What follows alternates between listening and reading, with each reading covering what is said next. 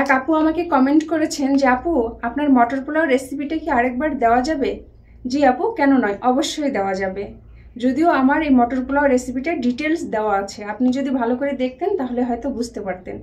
যাই হোক, আমি আপনার জন্য আবার নিয়ে এসেছি এই মটর পোলাও রেসিপিটা। এখানে আমি মটর পোলাও রান্না করার জন্য চিনি গুঁড়া প্রাণের চাল নিয়েছি। এটা যে কোনো চিকন চাল দিয়েই করা যায়। আর তার সাথে নিয়েছি এই যে মটরটা আমার ফ্রিজে ডিপ ছিল, এজন্য বরফ দেখা যাচ্ছে। তো হ্যালো এভরিওয়ান, আসসালামু আলাইকুম। আশা করছি সবাই ভালো আছেন আর আপনাদের দয়ায় আমিও ভালো আছি। তাদের ভরপুর আজকে খুব কম সময়ে আপনাদেরকে এই মটর পোলাও রেসিপিটা আমি আরেকবার দেখিয়ে দিচ্ছি। একদম শুরু থেকে শেষ পর্যন্ত ভিডিওর সঙ্গেই থাকবেন। তো কথা না বাড়িয়ে চলুন মূল রেসিপিতে চলে যাই। মটর পোলাও রান্না করার জন্য এখানে আমি পাতিল বসিয়ে দিয়েছি আর প্রথমেই দিয়ে দিচ্ছি 1 চা চামচ এখানে বাটার। আপনারা চাইলে তেল, ঘি সব কিছু দিয়ে এই রান্নাটা করতে পারেন। দিয়ে দিচ্ছি এখানে কিছু আস্ত মশলা নিয়েছি আমি, এই যে 1 টুকরো দারুচিনি আর 2-3টে এলাচ, 1টা তেজপাতা। এখন একটু নাড়াচাড়া করে নেব। এখানে আমি কিছু পেঁয়াজ কুচি দিয়ে নিচ্ছি। এটা আপনার পোলার চাল যতটুকু সেই হিসাবে পেঁয়াজ কুচিটা দিয়ে নেবেন। পেঁয়াজটা একটু নাড়াচাড়া করে আমি ভেজে নিয়েছি। এখন আমি দিয়ে দিব 1 চা চামচ আদা রসুনের পেস্ট।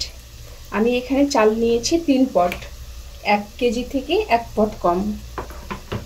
এখন আদা রসুন এবং পেঁয়াজ সবগুলোই আমি একটু ভেজে নিব, কারণ আদা রসুনের একটা কাঁচা গন্ধ আছে, এই গন্ধটা চলে যাওয়া পর্যন্ত। পেঁয়াজের কালারটা চেঞ্জ হয়ে গিয়েছে। এখন আমি এখানে পোলার চাল দিয়ে দিব। সব চালগুলো দিয়ে নিয়েছি। এখন আমি 1 মিনিট চালটাকে ভেজে নিব। যারা সুস্বাস্থ্যের কথা চিন্তা করে পোলাও খান না তেলের জন্য, তারা কিন্তু নির্দ্বিধায় এই পোলাওটা খেতে পারেন, কারণ এটা খুব কম তেল দিয়ে, খুব কম ঘি দিয়ে এবং খুব কম বাটার দিয়েও অনেক সুস্বাদু রান্না হয়। চালটা আমি 1 মিনিট নাড়াচাড়া করে নিয়েছি। এখন আমি এখানে দিয়ে দিচ্ছি এই যে এখানে আমি এই যে মটর নিয়েছি, মটরটা আমার একটু কম আছে তাই আমি অল্প একটু গাজর নিয়েছি আর কয়েকটা ভুট্টা এবং গাজর অপশনাল, আপনারা দিতেও পারেন এবং নাও দিতে পারেন। আমার হাতের কাছে ছিল তাই আমি একটু করে দিয়েছি। তো সবগুলোই ভালো করে একটু ভেজে নিলাম। এখন আমি এখানে এই যে লিকুইড দুধ দিয়ে দিচ্ছি।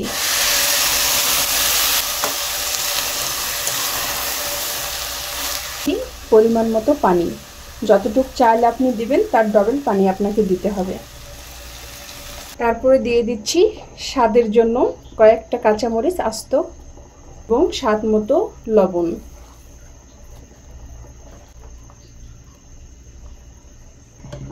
এখন মিডিয়াম হিটে আমি চালটাকে ভালো করে ফুটিয়ে নিব।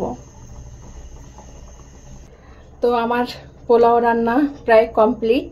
এই যে দেখেন কত কম সময়ে কত মজাদার একটা রান্না, দেখতে কত লোভনীয় এবং অনেক ঝরঝরা হয়েছে। এখন আমি পরিবেশনের জন্য এখানে কিছু পেঁয়াজ ব্রেস্তা দিয়ে দিব। আজকের মজাদার পোলাও রান্না কমপ্লিট।